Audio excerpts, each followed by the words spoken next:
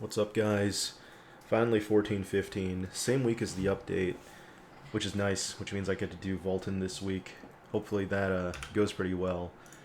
New Guardian, Deskaluda, swapped over to blue build, not permanently, I still have my red build gems because that was pretty high investment, but I think for a lot of the 14-15 content, oh shit, blue build is actually a lot easier to do, especially Vulcan, because you can just 100% shield uptime and never die.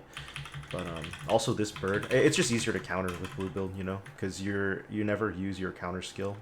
Well, at least the dash upper fire counter skill, which is nice. So yeah, and yeah, none of your shit gets too animation locked, which is the other good thing. Deskaluda also the real MVP here. Yep, there you go. Counter. Yeah, it's much easier like this. But dude, this fucking bird, I just got the gold gill win from it, literally last run, which is nice. So it feels good. Hopefully Vulcan won't be too hard, but we'll see.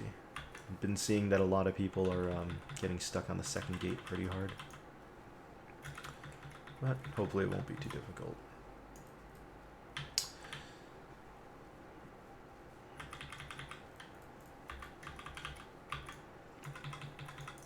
But yeah, this bird is...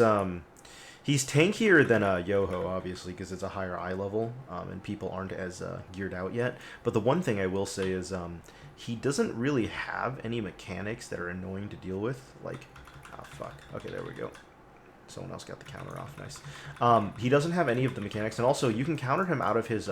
when he tries to move to a different location, you can actually counter him during that, which is very nice. It saves a lot of time, to be honest. So I imagine as soon as people start getting more geared, it's just going to get easier and easier. Yeah, blue build's a bit boring because you're just spanking tanking, and I also don't, I don't have the best armor set for blue build right now. I'm using the crit damage armor set, which blue doesn't have enough innate crit since you're going spec build. I was stunned, so I didn't get a chance to counter that.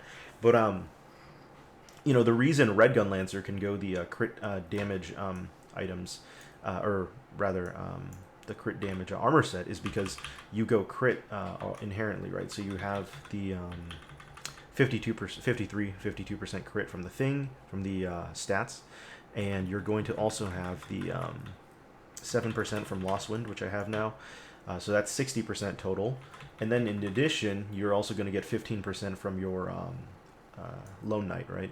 So you're looking at a 75% crit rate. At that point, you're getting a lot of diminishing returns if you get more crit rate, so you want crit damage, right? Much as Genshin, I think the calculation is pretty similar, where you probably want 2 times the crit damage to what you have crit rate. So by the time that you're up to 75%, you're really wanting to rack up crit damage, which the crit damage set helps. But for this build, right, you only have roughly 20% crit from the... you only have roughly 20% crit from the actual stats because you only go one thing of crit, and then you have the 7% from Lost Wind Cliff. That's 27%. So you need more crit rate from the preordained or whatever the other Argo set is, because you don't want more than 100% crit damage realistically, or more than 50% bonus crit damage with that amount. Yeah. And I think in this game you inherently have 100% already, which means you want to get to 50% rate. He's not facing me, so I couldn't get the counter on him there. That's unfortunate, because if he faces you and you get the counter, he can't run away. But yeah, in this game, unlike Genshin, right? Genshin characters only had like a base crit rate or crit damage of like 50%. This one, I think it's just straight up double damage, so 100% bonus. So that means you don't need to invest into crit damage until you already have a certain level of crit rate. So until you're looking at about 50%. So yeah. Unfortunately, but luckily with the nice, got the counter.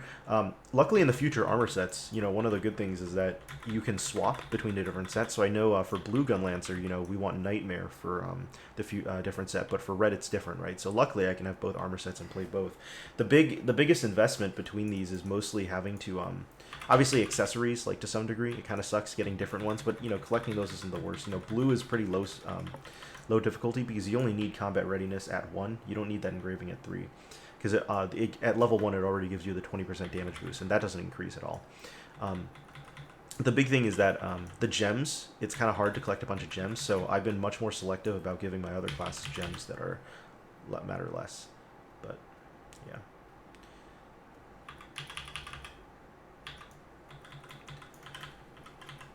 Bird should die soon.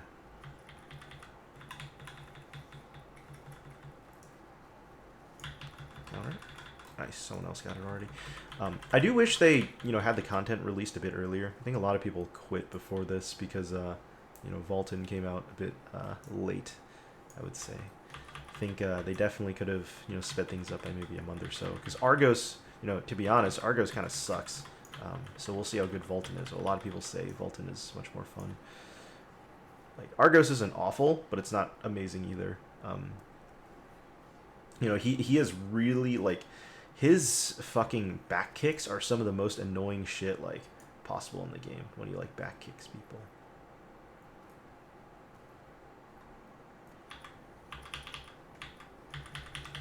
So he'll just randomly, like, just fucking back kick you. There we go. Gotta love Deskaluda.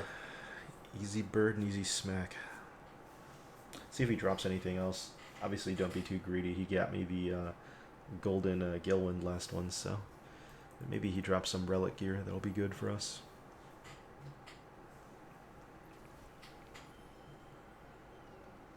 Let's see. Ooh, relic necklace. Yeah, that sucked though. Well, anyways, that was Deskaluda. It's Jack signing out.